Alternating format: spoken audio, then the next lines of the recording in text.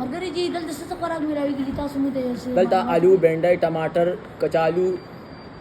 شوتل ساگ پیچل ساگ شکای ساگ باټینګن کریلې آلا نه کدو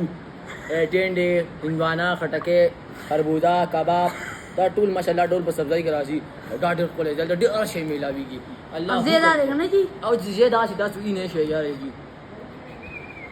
دا وګورئ جی دا ډېر خپل دی جی